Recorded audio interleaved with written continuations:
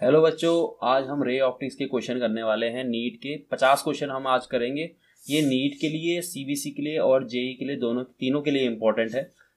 पहला क्वेश्चन है, an object is placed on the principal axis of a concave mirror at a distance of 1.5 f, the image will be at. तो हम यहाँ लिखेंगे u is equal to 1.5 f और focal length क्या होती है कॉन्केव मिरर की, minus में होती है, तो माइनस में ले लेंगे। अब हमें इमेज डिस्टेंस निकालना है। यहाँ पे मिरर की बात की गई है तो मिरर फार्मूला यूज करेंगे। मिरर फार्मूला होता है 1/f is equal to 1/v plus 1/u। हमें क्या निकालना है, v निकालना है, तो 1/v को हम एक साइड ले जाएंगे। 1/v is equal to 1/f minus 1/u। अब f और u की वैल्यू यहाँ पर पुट कर देंगे हम। 1/v is equal to minus 1/f minus u value is minus 1.5f। अब ये माइनस और माइनस क्या हो जाएगा, plus, minus 1/f plus 1/1.5f। अब राइट हैंड साइड में हम एलसीएम ले लेंगे, तो हमें मिलेगा एलसीएम 1.5f और इस साइड मिलेगा हमें यहाँ पर माइनस 1.5 और प्लस 1। नाउ 1.5 से हम 1 माइनस कर देंगे तो हमें मिल जाएगा माइनस 0.5 और यहाँ मिलेगा हमें 1.5f। This is 1/v। ठीक है, अब हमें v निकालना है तो दोनों साइड हम उल्टा कर देंगे। हमें मिल जाएगा v is equal to 1.5f minus का ओवर 0.5। अब ये पॉइंट से पॉइंट कैंसिल हो जाएंगे और 5 3 जा कितना होगा 15। तो v की वैल्यू आ गई हमारे पास माइनस 3f। तो ऑप्शन मैच करेंगे हम, माइनस 3f हम यहाँ पर देखेंगे तो ए ऑप्शन इसका करेक्ट है। अब बढ़ते हैं हम नेक्स्ट क्वेश्चन में। N object is placed eight a distance of 40 centimetre from a concave mirror of focal length 15 centimetre. Concave mirror की जो फोकल लेंथ है वो 15 सेंटीमीटर है, ठीक है, और ऑब्जेक्ट 40 सेंटीमीटर पर रखा हुआ है।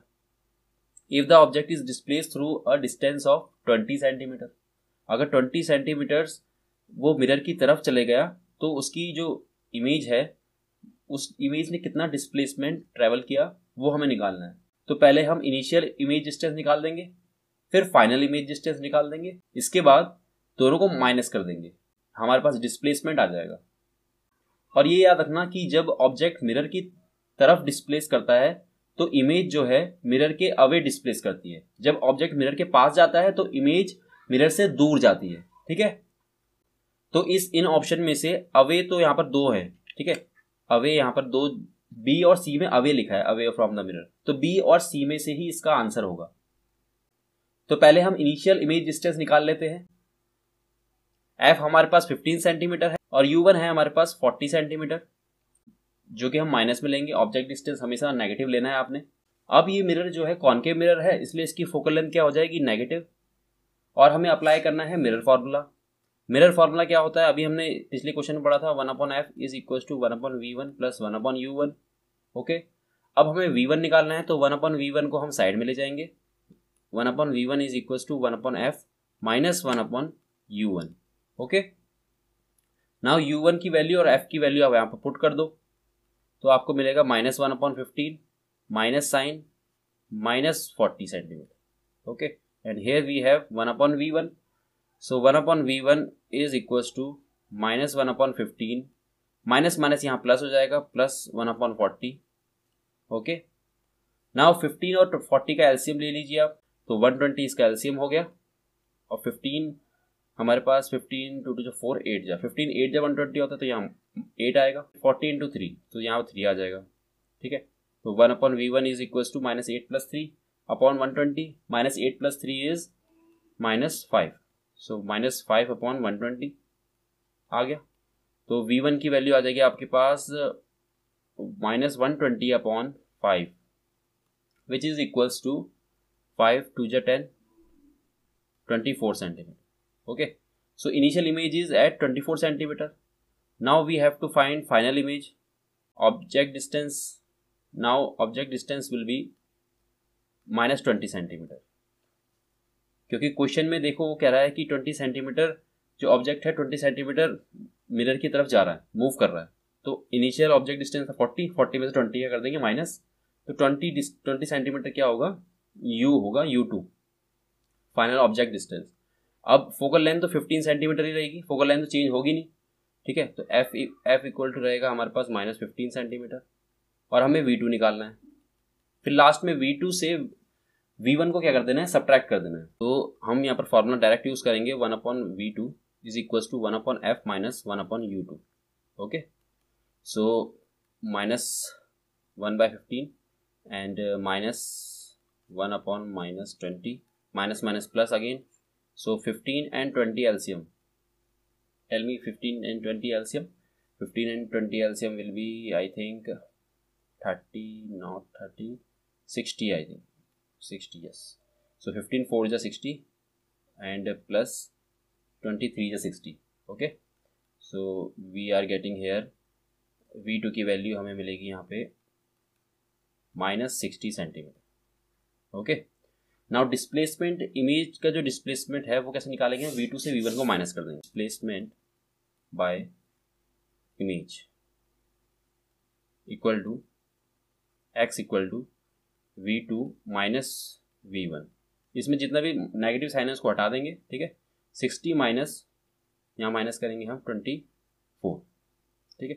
60 minus 24 is 36 centimetre away the mirror. Okay, away the mirror, क्योंकि जो ऑब्जेक्ट है वो मिरर के पास जा रहा है, तो इमेज कहाँ जाएगी, मिरर से दूर जाएगी, ठीक है। 36 centimetre away from the mirror means it's answer is B option. So B option इसका आंसर है। अब बढ़ते हैं हम नेक्स्ट क्वेश्चन में। A beam of light from a source L is incident normally on a plane mirror fixed at a certain distance x। तो हमारे पास एक प्लेन मिरर है, ये हमारे पास सपोज प्लेन मिरर है, ठीक है। ये है हमारा सोर्स, यहाँ से लाइट जा रही है, ठीक है। Is incident normally on a plane mirror fixed at a certain distance x distance दूर प्लेन मिरर है from the source. The beam is reflected back as a spot on a scale place just above the L, just above the source L source के ऊपर एक point है, वहां पर जो light है रिफ्लेक्ट होके आई है, मतलब लाइट ऐसे गई और यहां पर गई, ठीक है। When the mirror is rotated through a small angle theta, the spot of the light is found to move through a distance y on the scale. जो ये स्पॉट है ये y डिस्टेंस मूव कर रहा था, ठीक है।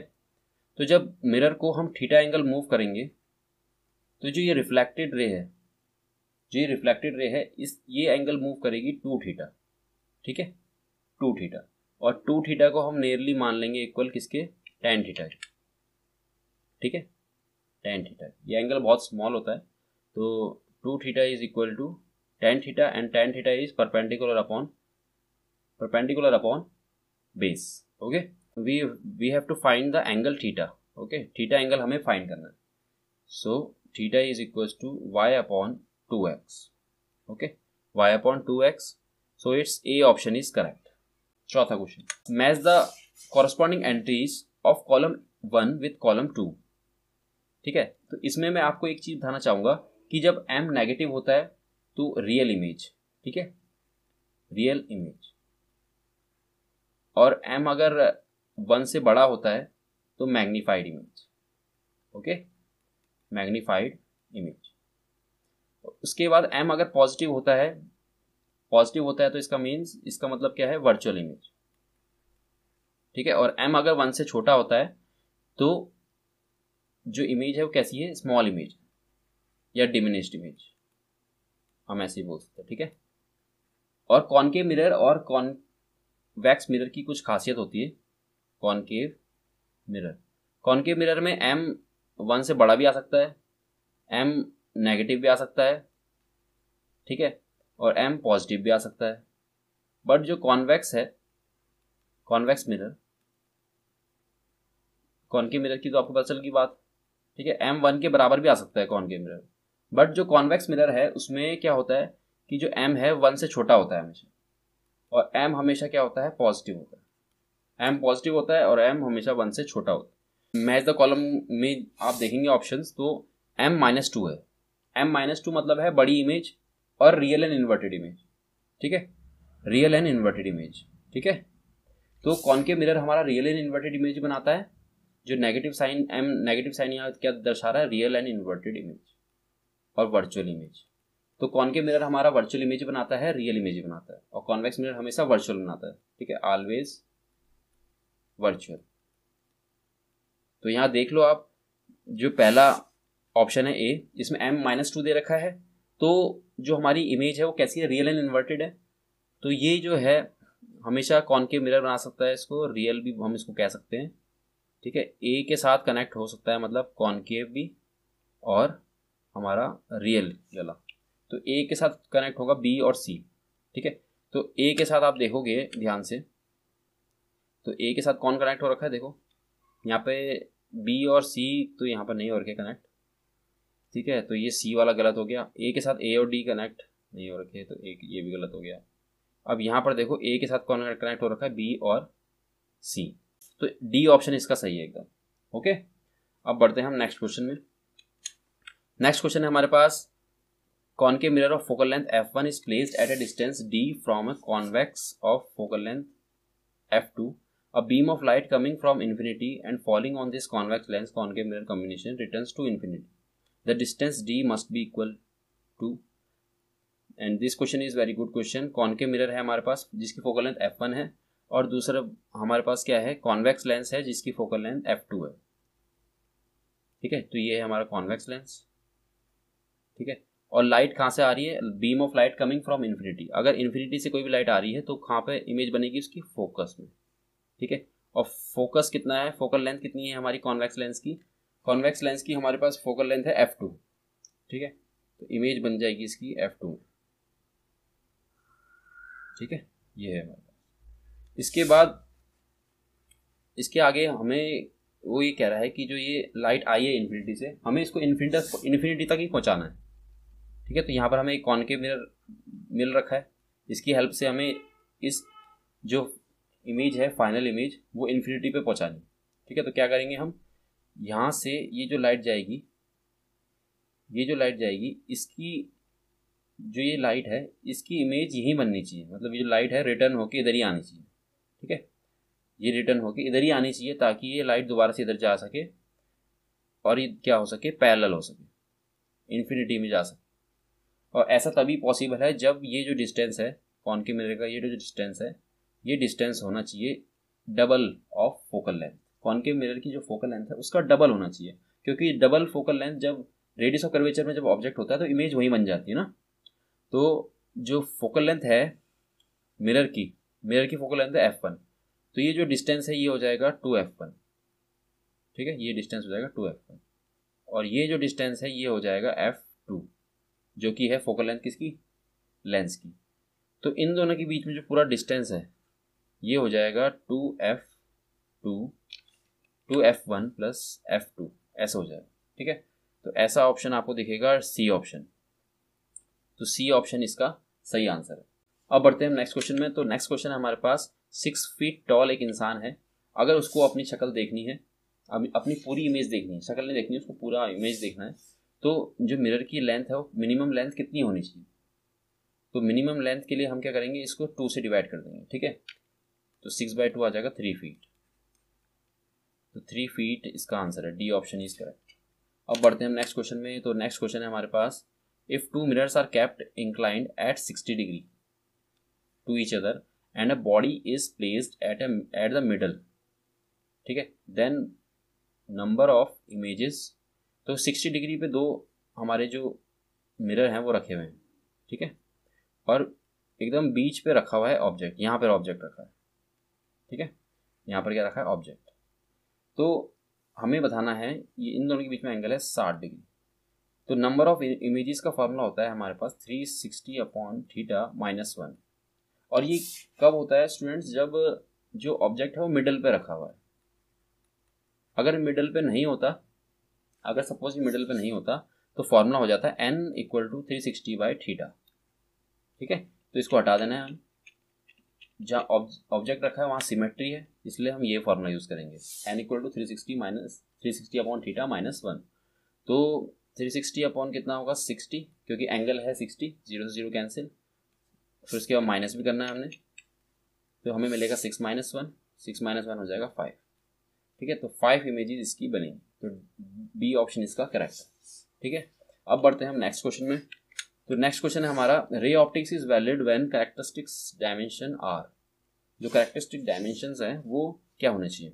तो नेक्स्ट क्वेश्चन है हमारे पास कुछ इस तरह, find the value of angle of emergence, e निकालना है, ठीक है। Refractive index of the glass is √3। Refractive index कितना है, √3 है, ओके। तो रिफ्रैक्टिव इंडेक्स √3 है, ई निकालना है। लाइट ऐसे इंसिडेंट हो रही है, यहाँ पे लाइट सीधी आ रही है। आपको पता है अगर लाइट सीधी जाती है तो सीधी चल जाती है ना। तो ये है हमारे पास ऐसे जा रही है लाइट। फिर इसके बाद एंगल ऑफ इमरजेंस निकालना है हमें। जो ये लाइट है ये अवे बेंड हो जाएगी, उसके बाद ये निकालना है ई, ठीक है। एंगल ऑफ इमरजेंस हो सकता है, एंगल ऑफ इमरजेंस 0 भी हो सकता है, बट यहाँ पर आप ध्यान से देखोगे यहाँ जो R1 होता है वो 0 डिग्री है, ठीक है। और मैं आपको बताऊँ ए का फॉर्मूला होता है R1 + R2, और R1 तो 0 है और ए की वैल्यू हम निकाल सकते हैं। ये जो एंगल है ये ए है, ठीक है। ये है 90, ये है 60, 90 + 60 150, 150 से आप 180 से 150 को माइनस कर दो, ठीक है। Angle sum property of triangle, तो आपको मिलेगा 30। तो ये एंगल हो जाएगा 30, ठीक है। तो ए की वैल्यू आ गई 30, यही प्रिज्म एंगल हो गया। तो हमारे पास ये 30 है, R1 तो 0 है और R2 हमें निकालना है, तो R2 आ गया हमारे पास 30, ठीक है। तो यहाँ पर जो एंगल है वो है हमारा 30, ठीक है। और दूसरे तरीके से भी निकाल सकते थे आप इसको, एक तरीका और हो जाता, ये 90 हो जाता, ठीक है। और ये एंगल सम प्रॉपर्टी से भी निकाल सकते थे इसको आप, ऐसी कोई बात नहीं है, ठीक है। और ई निकालना है हमें, और रिफ्रैक्टिव इंडेक्स दे रखा है √3। रिफ्रैक्टिव इंडेक्स दे रखा है क्या, √3। अब देखो स्टूडेंट्स, जो ये √3 है ना, ये √3 है हमारे पास, इसको मीडियम 1 मान लो, इसको मीडियम 2 मान लो, ठीक है। इसको मीडियम 1, इसको मीडियम 2। हमारे पास रिफ्रैक्टिव इंडेक्स किसका है, refractive index of glass with respect to air, इसके बाहर तो एयर होगी ना। और लाइट जो है ग्लास से, जो ये ग्लास स्लैब है, ग्लास प्रिज्म है, इससे बाहर जा रही है लाइट, ठीक है।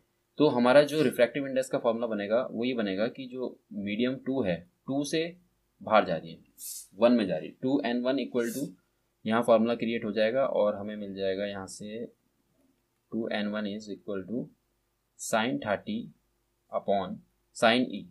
यहाँ पर लगाया हमने स्नेल्स लॉ, ठीक है, sin i upon sin r। तो 2n1 = होता है 1n2, ठीक है।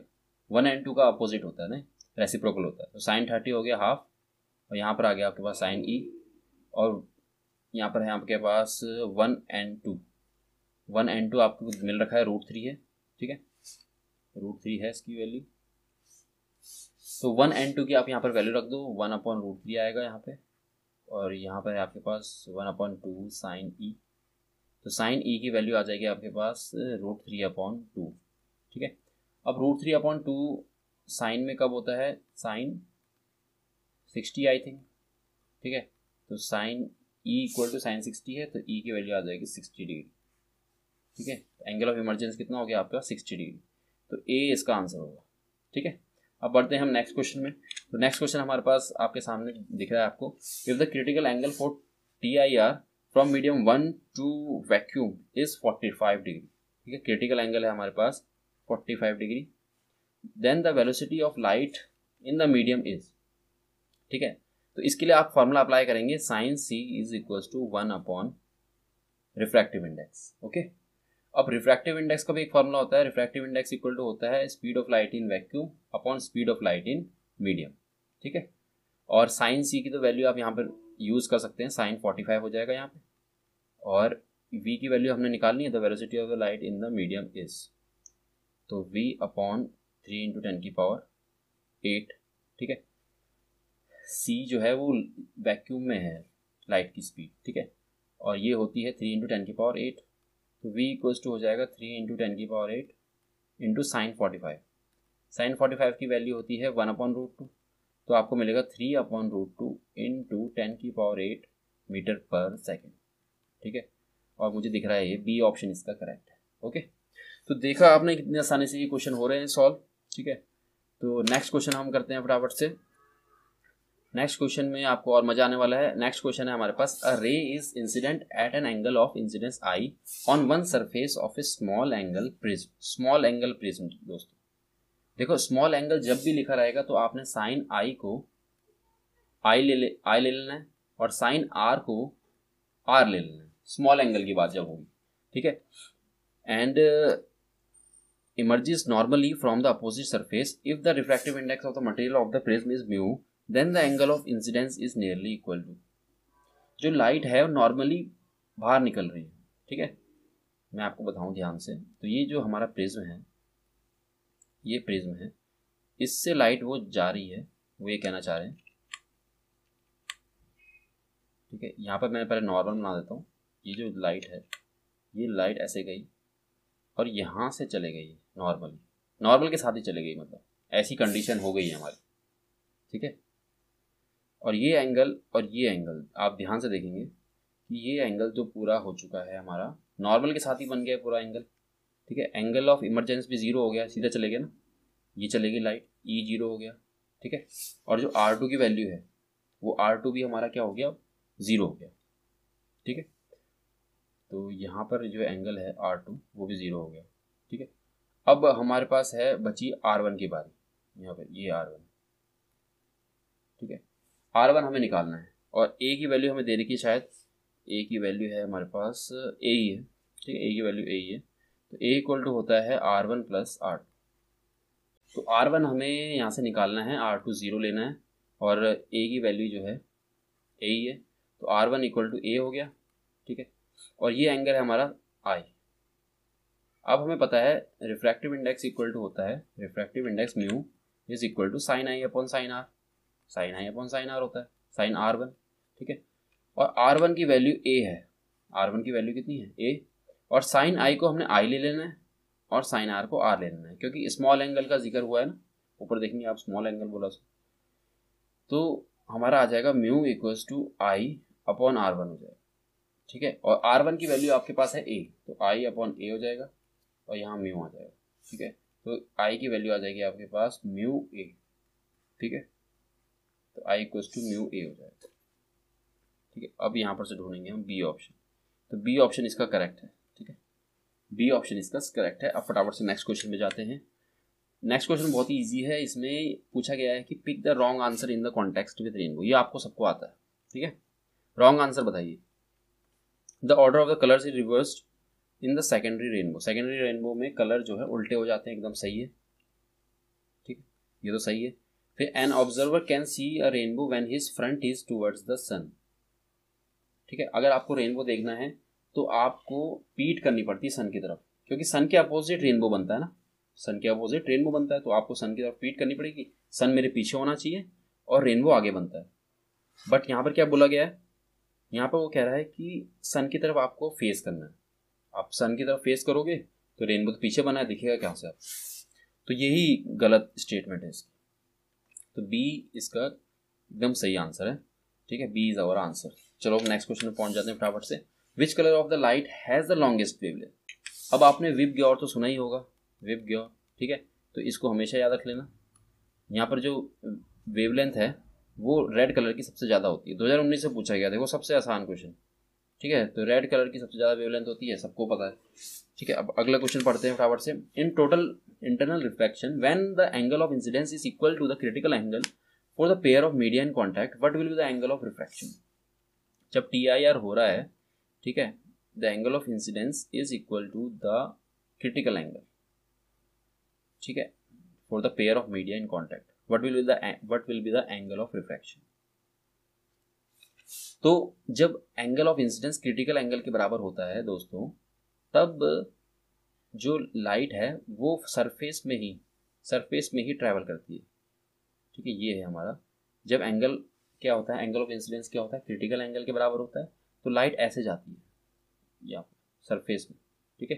तो जो एंगल ऑफ रिफ्रैक्शन है वो 90 डिग्री हो जाता है, ठीक है। ये सबको पता है, ये भी इजी क्वेश्चन था, तो सी ऑप्शन इसका आंसर हो गया। अब बढ़ते हैं नेक्स्ट क्वेश्चन में। नेक्स्ट क्वेश्चन है हमारा, the refractive index of the material of the prism is √2 and the angle of prism is 30 degree. Angle of prism कितना है, 30 डिग्री। इसको तो आप फटाफट से ए लिख दो, ठीक है। ये है ए, एंगल ऑफ प्रिज्म। √2 क्या है, refractive index. One of the two refracting surfaces of the prism is made a mirror inverts bye silver coating, ठीक है। जो प्रिज्म है हमारा, प्रिज्म का एक सरफेस को हमने पीछे से पेंट कर दिया, पॉलिश कर दिया, ठीक है। ताकि वो मिरर बन जाए। फिर उसके बाद वो कह रहा है कि अ beam of monochromatic light entering the prism from the other face will retrace its path from the silvered surface if it's angle of incidence on the prism is. Angle of incidence कितना होना चाहिए कि जो light है वो retrace कर दे अपना path. ये है हमारा परपेंडिकुलर, ठीक है, यहाँ से लाइट गई, फिर ऐसे बैंड हुई, फिर उसके बाद वापस चले गई। अब जब ये लाइट वापस गई तो यहाँ पर जो एंगल ऑफ इमरजेंस था वो तो जीरो हो गया, एंगल ऑफ इमरजेंस आपका जीरो हो गया, ठीक है, और हमारा जो R2 है वो भी जीरो हो गया, ठीक है। यहाँ पर एंगल है R1, ठीक है, और यहाँ पर एंगल है I हमें निकालना है, ठीक है।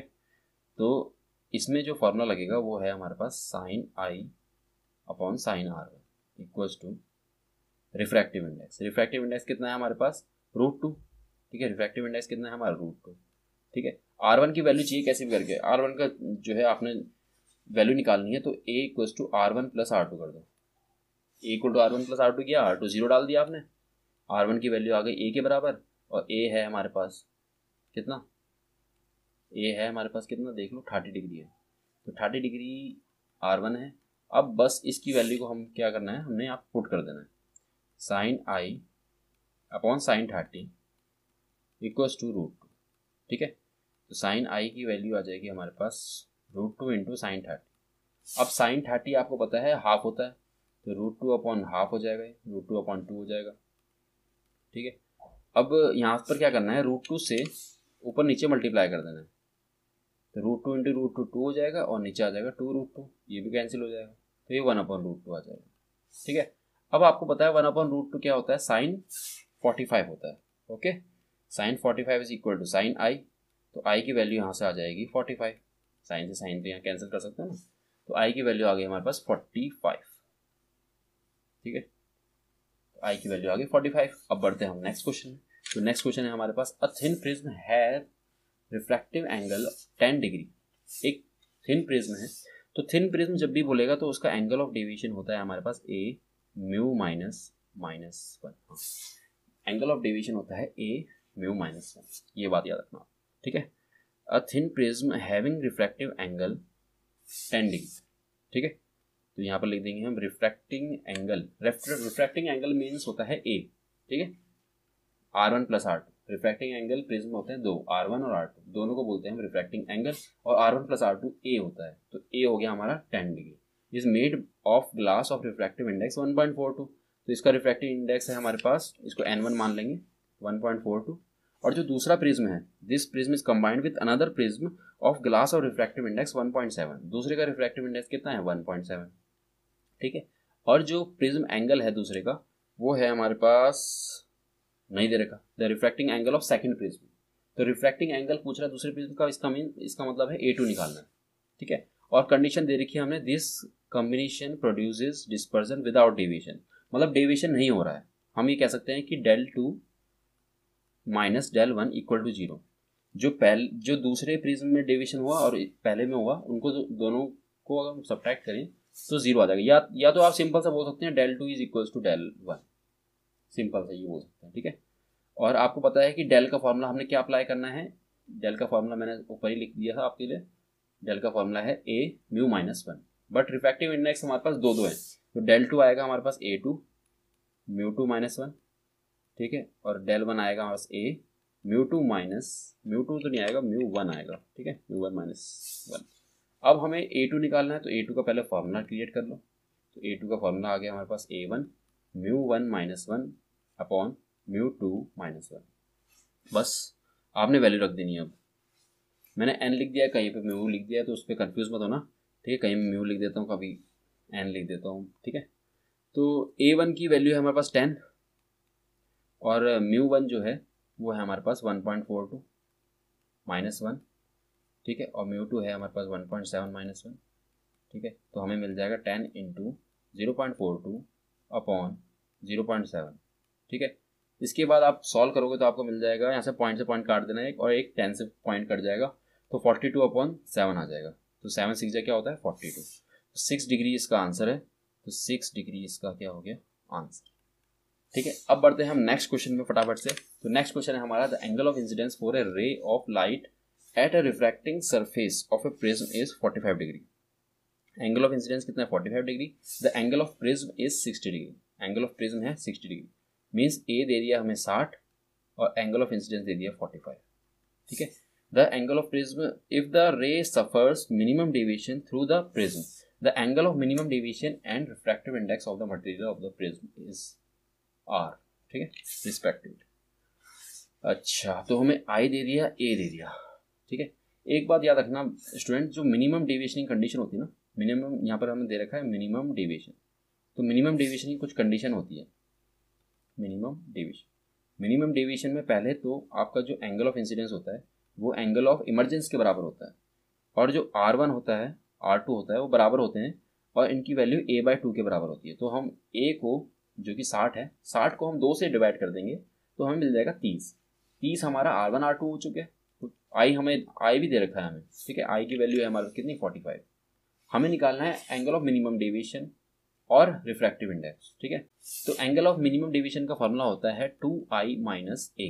ठीक है, आपको फटाफट से ये फॉर्मूला याद रखना है और इसको लगा दे, अप्लाई कर देना है। तो 2 × 45 90 हो जाएगा, माइनस क्या, ए की वैल्यू कितनी 60।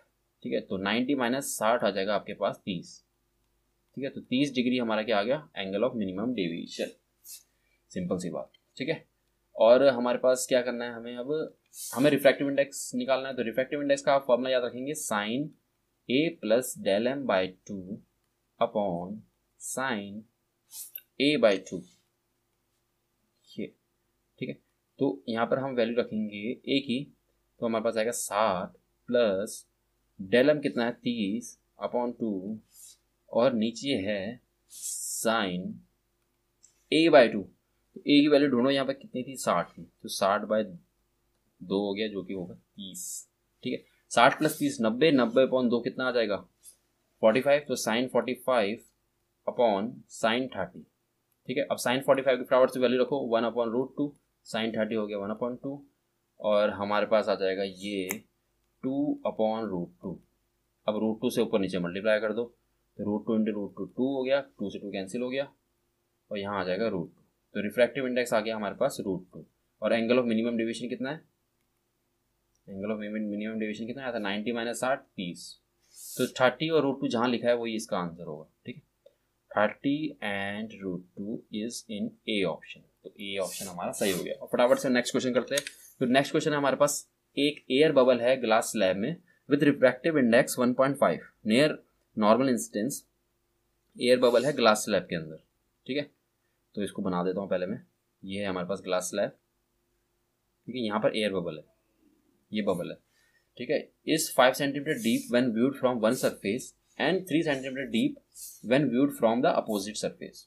ठीक है, अब आपको पता है कोई भी चीज़ जो है, अगर कोई भी चीज़ नीचे रखी हुई है, यहाँ पर सपोज ये बबल यहाँ पर होता है, तो इसकी जो इमेज है वो यहाँ पे बनती है ऊपर, वर्चुअल इमेज। ठीक है, ये उठा हुआ दिखता है यहाँ पर थोड़ा बहुत। ठीक है, तो ये होगी इसकी क्या, अपरेंट डेप्थ, और ये है इसकी क्या, रियल डेप्थ।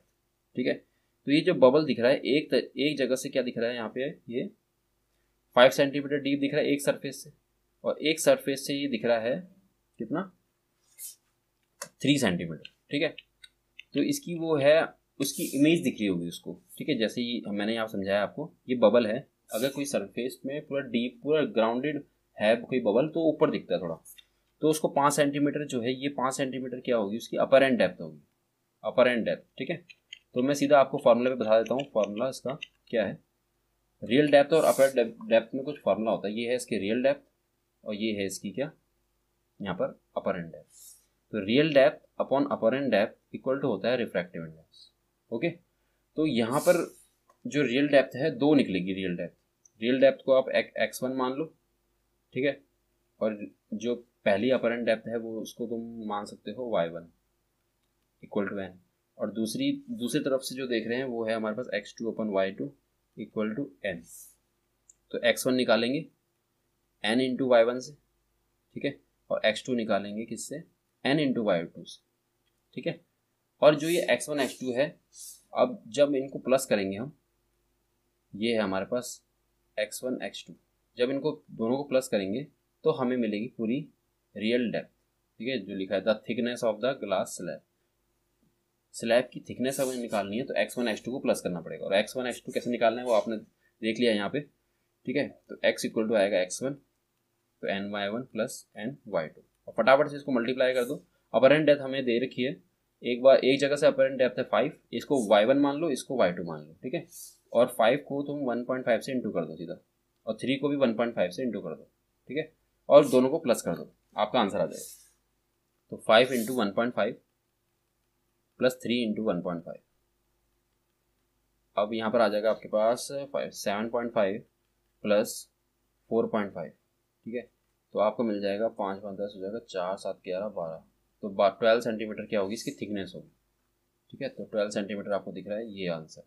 तो इसका जो सी ऑप्शन है वो करेक्ट होगा, ठीक है। अब बढ़ते हैं हम नेक्स्ट क्वेश्चन में। तो नेक्स्ट क्वेश्चन है हमारे पास, the refracting angle of a prism is A and refractive index of the material of prism is cot a/2, ठीक है। जो रिफ्रैक्टिव इंडेक्स है वो कितना है, cot a/2 है, ठीक है। हमें मिनिमम डेविएशन का एंगल निकालना है। तो मिनिमम डेविएशन में आपको पता है कि जो रिफ्रैक्टिव इंडेक्स है उसका एक फार्मूला होता है sin a plus del m/2 upon sin a/2, ठीक है, इक्वल टू cot a/2 है। अब cot को हम क्या लिख सकते हैं, cos a/2 upon sin a/2, okay. जो ये sin a/2 है दोनों साइड से कैंसिल हो जाएगा, बस हमें del m हमारा टारगेट है, हमें उस del m को निकालना है, कैसे करें। तो क्या करें अब ऐसा, तो इसके लिए हमें क्या करना पड़ेगा, cos को sin में कन्वर्ट करना पड़ेगा। एक साइड तो sin है, एक साइड cos है, वो दोनों कैंसिल नहीं हो पाएंगे, ठीक है। तो आपको पता है कि sin 90 minus theta is equal to cos theta. तो यहाँ पर मैं फॉर्मूला भी लिख देता हूँ, cos थीटा को हम कैसे लिख सकते हैं, sin 90 minus theta, 90 minus theta, sin 90 minus theta is cos theta. तो cos को हमने कन्वर्ट कर दिया, और sin से sin यहाँ क्या हो जाएगा, कैंसिल हो जाएगा। तो आपको मिलेगा a plus del m/2 equal to 2 into 90 180 हो जाएगा, तो 180 माइनस a अपॉन 2, 2 से 2 यहाँ पर कैंसिल, और हमें मिल जाएगा del m की वैल्यू मिल जाएगी 180 माइनस a, ठीक है। तो हमें del m मिल जाएगा 180 माइनस 2a, ठीक है। तो 180 माइनस 2a इसका क्या होगा, आंसर होगा। अब फटाफट से हम नेक्स्ट क्वेश्चन में पहुंचते हैं, और इसका ऑप्शन देख लेते हैं पहले, ऑप्शन कौन सा सही हुआ इसका, 180 माइनस 2a, तो बी ऑप्शन इसका आंसर है। अब नेक्स्ट क्वेश्चन देखते हैं, नेक्स्ट क्वेश्चन क्या है हमारे पास, a beam of light consisting of red green blue is incident on a right angled prism. Right angle में blue light, green light, red light, तीनों लाइट आ रही है, ठीक है। उसके बाद क्या हो रहा है कि जो रेड लाइट है, ग्रीन लाइट है, ब्लू लाइट है, उनका जो रिफ्रैक्टिव इंडेक्स है 1.39 है, 1.44 है, ठीक है, और 1.47 है, ठीक है। तो हमें पता लगाना है कि जो इन तीनों में से जो कलर पास होगा, किसमें TIR होगा कि नहीं होगा। तो ये है हमारे पास एक प्रिज्म, ठीक है। अब इसमें TIR होगा कि नहीं होगा वो देखना है हमें, और TIR कब होता है वो भी जान लो, जब ये लाइट सीधी जाएगी तो यहाँ पर एक इसका एंगल ऑफ इंसिडेंस बनेगा, ठीक है। एंगल ऑफ क्या बनेगा, इंसिडेंस बनेगा। जो एंगल ऑफ इंसिडेंस, अगर इसका ये एंगल ऑफ इंसिडेंस है ये क्रिटिकल एंगल से अगर ज़्यादा हो गया, तो इसमें TIR होगा, ठीक है। अगर ये एंगल क्रिटिकल एंगल से कम हो गया तो ये सीधी जाएगी, ठीक है। और अगर ये क्रिटिकल एंगल के बराबर हो गया तो ये लाइट ऐसे जाएगी, सरफेस में ट्रेवल करेगी, ठीक है। I इक्वल टू C होगा तो यहाँ पे, और I ग्रेटर देन C होगा तो TIR होगा, और I अगर स्मॉलर देन C है तो ये पास कर जाएगी आगे, ठीक है। तो इसको अब कैसे पता लगाएं, हमारे पास रिफ्रैक्टिव इंडेक्स है 1.39, 1.44, 1.47, ओके। तो यहाँ पर है 45 डिग्री, यहाँ पर है एंगल 90, तो यहाँ एंगल हमें मिल जाएगा ए एंगल मिल जाएगा, ठीक है। तो 90 प्लस 45 करोगे आपको मिल जाएगा 135, ठीक है। अब 135 को अगर 180 से आप माइनस कर दोगे तो आपको मिल जाएगा 45, तो ये एंगल हो गया हमारा 45, ठीक है। और R1 इसमें 0 है, R1 कितना है इसमें 0 है, ये एंगल होता है ना R1, यहाँ से जाती है जो लाइट, तो R1 इसमें 0 है, और जो A है वो 45 है। अब यहाँ पर R1 0 है, A भी 0 है, तो हम यहाँ पर अप्लाई करेंगे formula A equals to R1 plus R2, ठीक है। ये है 45 और ये है हमारे पास R1 तो 0 है, तो R2 की वैल्यू निकाल देंगे, R2 भी क्या हो जाएगा 45। अब यहाँ पे देखेंगे आप कि जब R2 C के बराबर होगा, अगर सपोज R2 क्रिटिकल एंगल है हमारा, ठीक है। तो साइन R2 इक्वल्स टू होगा 1/n रिफ्रैक्टिव इंडेक्स। तो इस प्रिज्म का हम रिफ्रैक्टिव इंडेक्स निकाल सकते हैं n equal to 1/sin R2, ठीक है। तो साइन R2 होगा हमारे पास साइन 45 डिग्री, साइन 45 होता है 1/√2, तो रिफ्रैक्टिव इंडेक्स आ गया हमारे पास √2, ठीक है, जो कि होता है 1.414। तो हमारी जो TIR की कंडीशन होती है उसमें ये होता है कि जो साइन C होता है वो रिफ्रैक्टिव इंडेक्स से ज़्यादा होना चाहिए प्रिज्म का, जो साइन I है, ठीक है, वो ज़्यादा होना चाहिए। इसको हम क्रॉस मल्टीप्लाई करें तो हमें हमारा जो रिफ्रैक्टिव इंडेक्स होना चाहिए 1/sin C से ज़्यादा होना चाहिए, ठीक है। मतलब जो जिसका रिफ्रैक्टिव इंडेक्स 1.414 से ज़्यादा होगा वो लाइट का TIR होगा, ठीक है।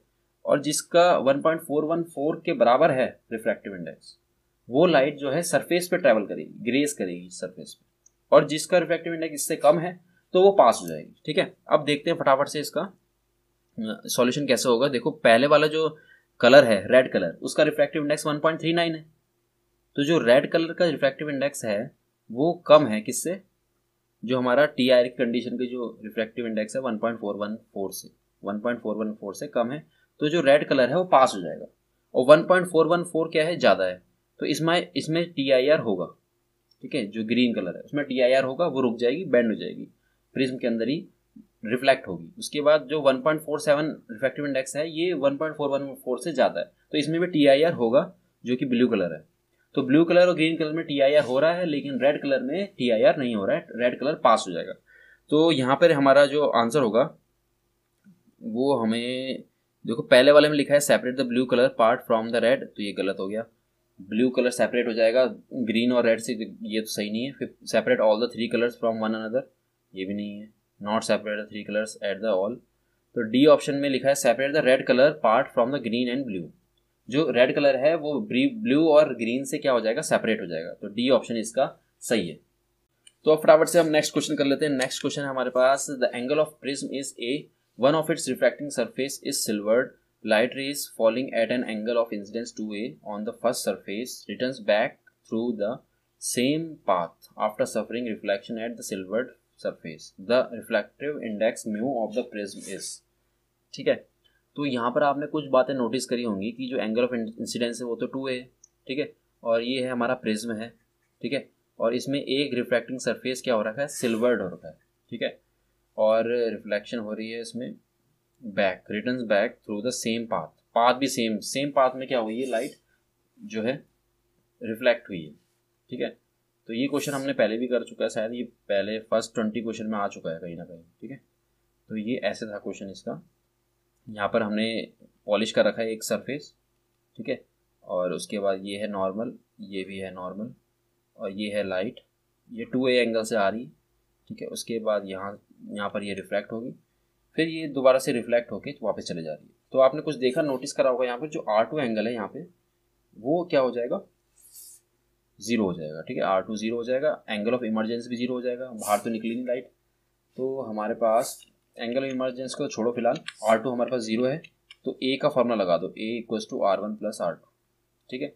और हमारे पास कुछ वैल्यू दे रखी है यहाँ पे, जो एंगल ऑफ प्रिज्म है वो A है, बस वैल्यू तो वैसे कुछ दे नहीं रखी है, ठीक है, ये A है बस, ठीक है।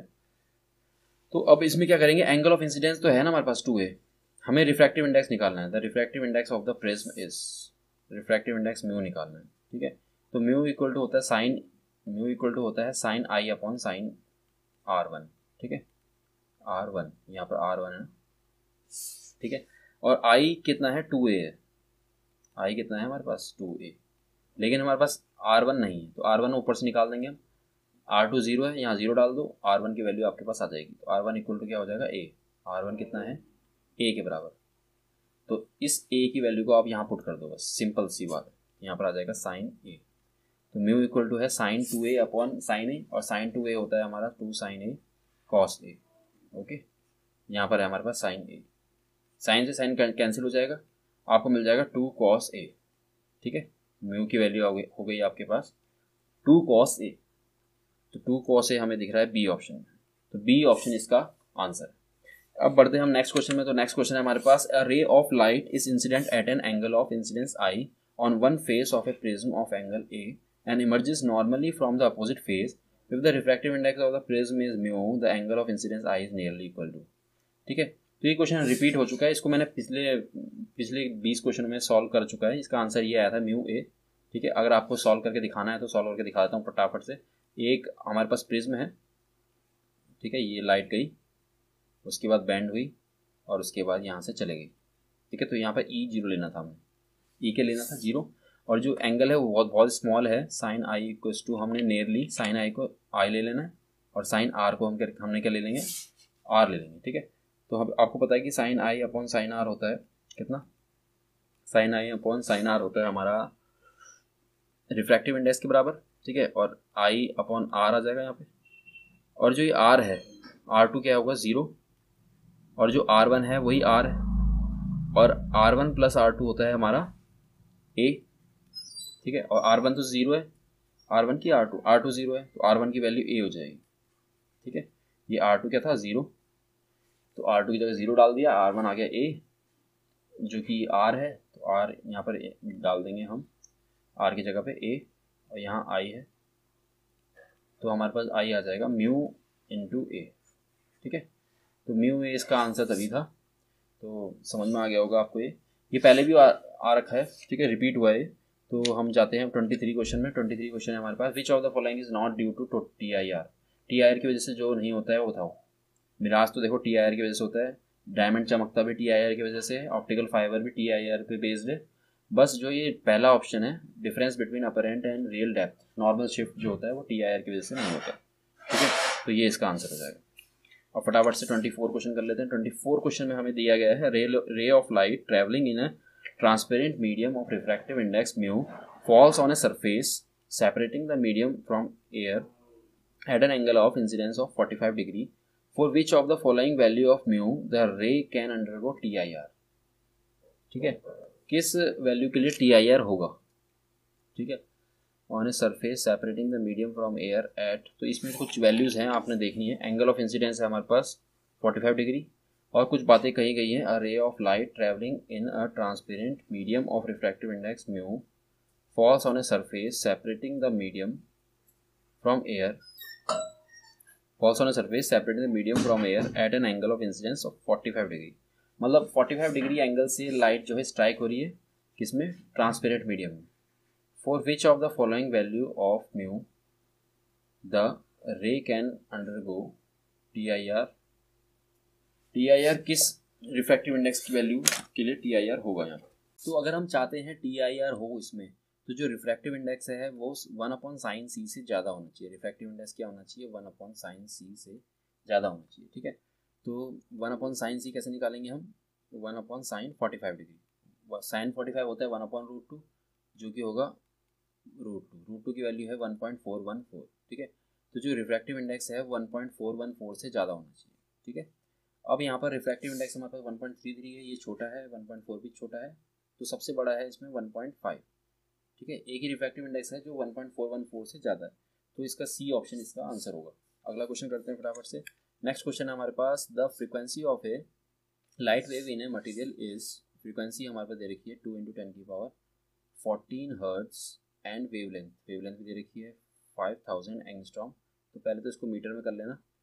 ठीक है, 5 × 10⁻³ × 10⁻⁻10 एंगस्ट्रॉम से ये हो जाएगा कन्वर्ट किसमें, मीटर में। ठीक है, 10⁻⁻10 होता है ना 1 एंगस्ट्रॉम इक्वल टू, तो यहाँ पर आ जाएगा 5 × 10⁻7 मीटर। ठीक है, ये आ जाएगी वेवलेंथ। उसके बाद refractive index of the material will be, refractive index निकालना है, तो रिफ्रैक्टिव इंडेक्स इक्वल टू होता है C/V, speed of light in vacuum upon speed of light in medium. ठीक है, अब स्पीड ऑफ लाइट तो आपको पता है वैक्यूम में कितनी है। इसके बाद जो speed of light in medium होती है वो होता है हमारे पास λ/f। ठीक है, वेवलेंथ इंटू फ्रीक्वेंसी। ठीक है, तो यहाँ पर आप वैल्यू डाल दो, बस आपका आंसर आ जाएगा 3 × 10⁸ अपॉन वेवलेंथ की वैल्यू है 5 × 10⁻⁻7, और फ्रीक्वेंसी की वैल्यू है यहाँ पर 2 × 10⁻14। ठीक है, और 14 में से अगर आप माइनस करना चाहें तो यहाँ पर आ जाएगा 3 × 10⁸ है ही, और 5 2 10 हो जाएगा, 10 और 14 15 में से 7 या 8 10⁸8 ही आ जाएगी। ये दोनों कैंसिल हो जाएंगे और आपके पास आ जाएगा 3 क्या है आपका रिफ्रैक्टिव इंडेक्स, और 3 इसमें सी ऑप्शन है, तो सी ऑप्शन इसका सही हो गया। ठीक है, अब बढ़ते हैं फटाफट से नेक्स्ट क्वेश्चन। तो नेक्स्ट क्वेश्चन है हमारे पास, A small coin is resting on the bottom of a beaker filled with a liquid. A ray of light from the coin travels up to the surface of the liquid and moves along its surface. See figure. यहाँ पे हमें figure दे रखी है, light जा रही है यहाँ से इधर, ठीक है, और लाइट इधर पास हो रही है, तो लाइट सरफेस पे ट्रैवल कर रही है, तो इसका मतलब sine C is equal to 1 upon refractive index. Okay, and sine C क्या होता है, परपेंडिकुलर अपॉन हाइपोटेन्यूज होता है. ठीक है, परपेंडिकुलर अपॉन हाइपोटेन्यूज. तो अगर हमें हाइपोटेन्यूज निकालनी है तो हाइपोटेन्यूज का स्क्वायर होता है परपेंडिकुलर का स्क्वायर प्लस बेस का स्क्वायर. तो 3 का स्क्वायर प्लस 4 का स्क्वायर, 4 का स्क्वायर 16 हो जाएगा, 16 प्लस 9 25 आ जाएगा, 25 का अंडर रूट हो जाएगा 5. ठीक है, तो साइन सी हमें निकालना है, तो साइन सी होता है परपेंडिकुलर अपॉन हाइपोटेन्यूज. हाइपोटेन्यूज है 5. ठीक है, और एन हमारे पास दे रखा होगा, हमें रिफ्रैक्टिव इंडेक्स हमें दे रखा है, रिफ्रैक्टिव इंडेक्स हमें नहीं दे रखा है. ठीक है, तो रिफ्रैक्टिव इंडेक्स इक्वल टू होता है speed of light in vacuum upon speed of light in medium. ठीक है, और हमें यही निकालना है कि जो लाइट है वो मीडियम में कितनी स्पीड से चल रही है. ठीक है, लाइट, तो v इक्वल टू हो जाएगा यहाँ पे 3c अपॉन 5. ठीक है, और यहाँ पर हमें वैल्यू भी ये पता है, c की वैल्यू होती है 3 × 10⁸ और नीचे है 5, तो हमारे पास आ जाएगा 9 अपॉन 5 × 10⁸. 9 को हमें 5 से डिवाइड कर देना है, तो हमें मिल जाएगा 5 × 5, फिर उसके बाद 40, 5 8 जा 40 हो जाएगा, तो 1.8 × 10⁸ मीटर पर सेकेंड इसका आंसर हो जाएगा. ठीक है, जो कि ए ऑप्शन है, तो ए ऑप्शन इसका सही हो गया.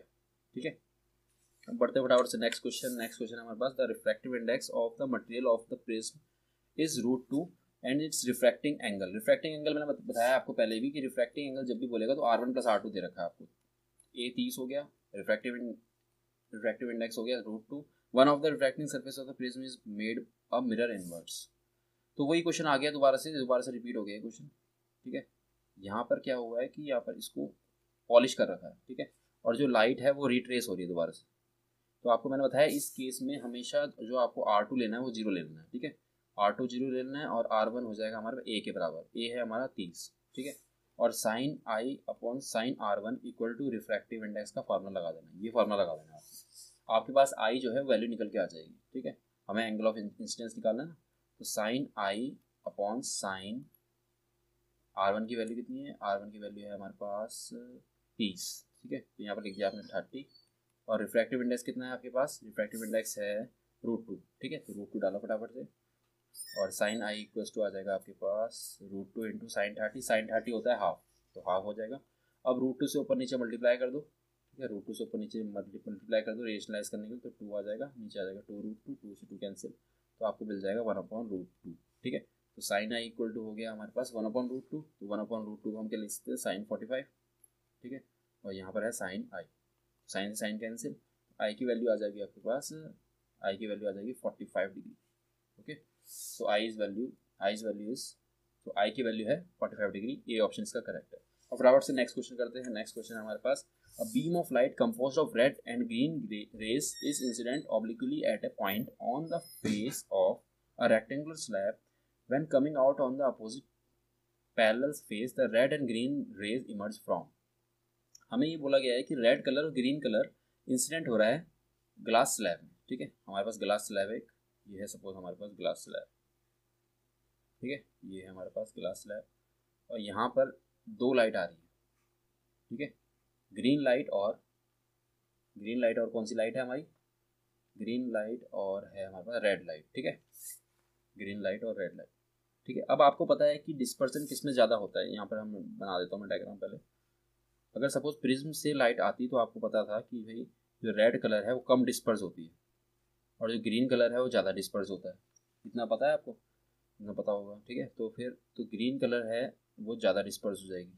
ठीक है, ग्रीन कलर क्या है, ज़्यादा डिस्पर्स होगी. रिफ्रैक्शन तो हो गई, यहाँ पर हम ग्रीन लिख देंगे, यहाँ पर क्या कर देंगे रेड. ये है रेड और ये है ग्रीन. इसके बाद ये रिफ्रैक्ट होगी, इंसिडेंट रे के पैरेलल हो जाएगी, और ये भी पैरेलल हो जाएगी, बट दोनों का जो पाथ होगा वो डिफरेंट होगा. डिफरेंट डायरेक्शन में ये पैरेलल मूव करेंगे. ठीक है, तो यहाँ पर आप चूज कर सकते हैं ऑप्शन. पहला ऑप्शन है 2 पॉइंट्स प्रोपेगेटिंग इन 2 डिफरेंट डायरेक्शन. नॉन पैरेलल, तो नॉन पैरेलल तो हटा देना है पहले आपने. नॉन पैरेलल, पैरेलल जहाँ लिखा है 2 पॉइंट्स प्रोपेगेटिंग इन 2 different parallel directions, 2 different parallel directions में होगा, तो बी ऑप्शन इसका सही है. और सी पोर्शन में लिखा है, सी पॉइंट में पैरेलल तो लिखा ही नहीं, तो ये गलत हो गया. और डी पॉइंट में भी इसने पैरेलल नहीं लिखा है, तो ये भी गलत हो गया. ठीक है, अब बढ़ते हैं हम नेक्स्ट क्वेश्चन में. तो नेक्स्ट क्वेश्चन आपके पास है, ये क्वेश्चन बहुत अच्छा क्वेश्चन है कि जो लाइट है वो ट्रैवल कर रही है और TIR की इसमें कंडीशन अगर फुलफिल हो तो रिफ्रैक्टिव इंडेक्स कितना होगा। ठीक है, अगर इसमें TIR हो रहा है तो रिफ्रैक्टिव इंडेक्स कितना होना चाहिए। ठीक है, तो इसको करते हैं फटाफट से। ये 45 डिग्री है, ये R है और ये भी R हो जाएगा, ये भी R हो जाएगा और थीटा हो जाएगा 90 माइनस R। ठीक है, क्योंकि ये पूरा 90 है, थीटा कितना हो जाएगा 90 माइनस R। ठीक है, अब अगर आपको TIR कराना है, TIR इसमें हो रहा है, ठीक है, TIR इसमें कराना है तो पहली शर्त तो इसकी ये है कि जो साइन C है वो 1/n होता है। ठीक है, और जो C की वैल्यू है ये है हमारा, C की वैल्यू कितनी है 90 माइनस R, तो साइन यहाँ पर आ जाएगा 90 माइनस R। ठीक है, साइन 90 माइनस, इसको मैं यहाँ लिख देता हूँ। ठीक है, sine 90 minus R equal to 1 refractive index. ठीक है, और रिफ्रैक्टिव इंडेक्स हमारे पास नहीं दे रखा है, रिफ्रैक्टिव इंडेक्स हमें निकालना है, तो साइन 90 माइनस R हो जाएगा हमारे पास कॉस R के बराबर। तो कॉस R इक्वल टू हो गया 1/n। ओके, अब इस n की वैल्यू हमें निकालनी है, तो हम एक ट्रायंगल बनाएंगे, ट्रायंगल के हिसाब से हम इसको सॉल्व करेंगे। ये है हमारे पास R। ठीक है, और इसको हम बना सकते हैं फर्स्ट इक्वेशन। और रिफ्रैक्टिव इंडेक्स का आपको पता है एक फॉर्मूला और होता है, refractive index is equal to sine I upon sine R। ठीक है, sine I upon sine R। तो साइन I हमें दे रखा है, ये है I 45 डिग्री। ठीक है, I हमें दे रखा है 45 डिग्री, तो आप क्या करेंगे n इक्वल टू यहाँ पर कर देंगे कितना, साइन 45 और n equal to sine 45 upon sine R। तो साइन R की वैल्यू आप निकाल सकते हैं, साइन R इक्वल टू हो जाएगा 1/√2n।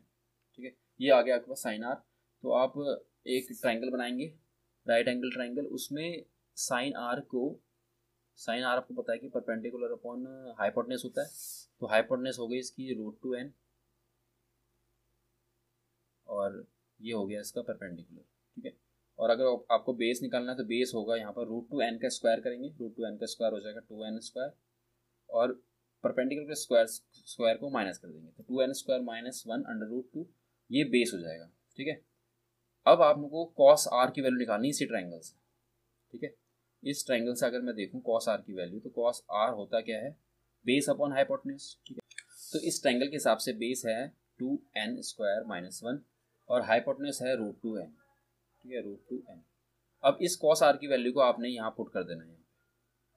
ठीक है, फर्स्ट इक्वेशन, तो आपको मिल जाएगा कुछ इस प्रकार, √2n square minus 1 upon √2n equal to 1/n। ठीक है, अभी n से n कैंसिल हो जाएगा दोनों साइड, और आपको मिलने वाला है √2n square minus 1 equal to √2। ठीक है, दोनों साइड स्क्वायर कर दो तो आपको मिल जाएगा 2n square minus 1 equal to 2। ठीक है, उसके बाद 2n स्क्वायर इक्वल टू हो जाएगा 2 + 1, 2 + 1 आपका 3 हो जाएगा। ठीक है, और यहाँ आ जाएगा 2n स्क्वायर, तो n इक्वल टू हो जाएगा √3/2। ठीक है, तो √3/2 इसका आंसर है, जो कि होगा हमारा सी ऑप्शन। ठीक है, सी ऑप्शन इसका सही है। और फटाफट से नेक्स्ट क्वेश्चन में जाते हैं। नेक्स्ट क्वेश्चन में लिखा है transmission of light in optical fibre is due to TIR।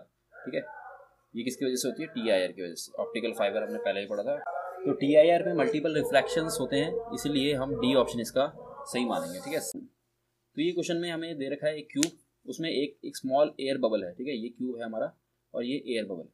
ठीक है, इस एयर बबल को दो साइड से एक इंसान देख रहा है। ठीक है, it's apparent depth distance is 2 centimetre when seen through one face. एक फेस से देख रहे हैं तो 2 सेंटीमीटर अपरेंट डेप्थ है, जिसको हम y1 मान लेंगे। ठीक है, 2 सेंटीमीटर, और y2 है यहाँ पे कितनी, 5 सेंटीमीटर। ठीक है, हमसे पूछा है कि if the refractive index is 1.5, अगर रिफ्रैक्टिव इंडेक्स 1.5 है तो real length of the edge of cube, जो क्यूब की जो रियल लेंथ होगी वो कितनी होगी।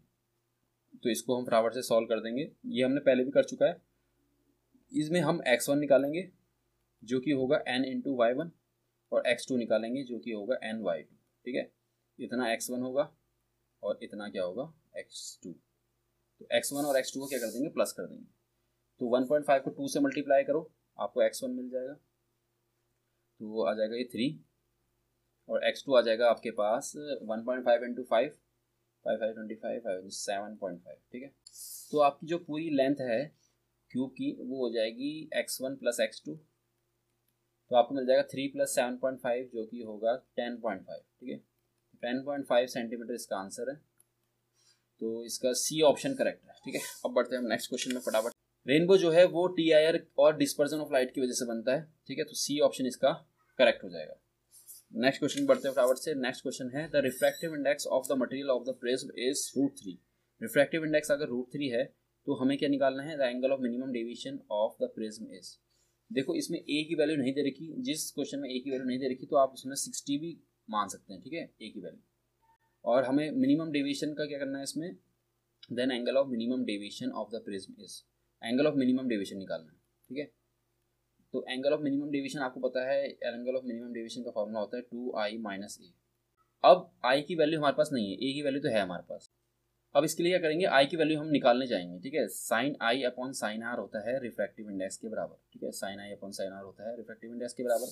और जो r की वैल्यू है मिनिमम डेविएशन की कंडीशन में, r जो होता है मिनिमम डेविएशन में r की वैल्यू a/2 के बराबर होती है। ठीक है, जो r होता है वो a/2 के बराबर होता है। ठीक है, और a की वैल्यू है यहाँ पर 60 अपॉन 2 हो जाएगा 30।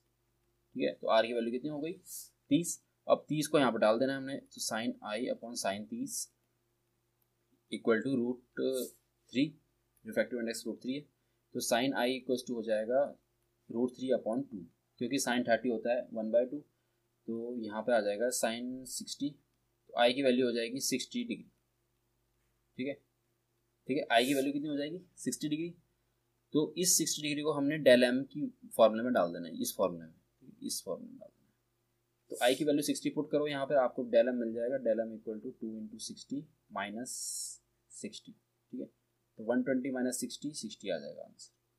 ठीक है, 60 इसका आंसर हो जाएगा। अब बढ़ते हैं हम नेक्स्ट क्वेश्चन में। तो नेक्स्ट क्वेश्चन है हमारे पास, light enters at an angle of incidence in a transparent rod of refractive index mu, for what value of refractive index of the material of the rod the light once entered into it will not leave it through its lateral face whatsoever be the value of angle of incidence। Angle of incidence की value कितनी हो कि जो light है अंदर घुस गई एक बार रॉड में तो वो बाहर ना जाए।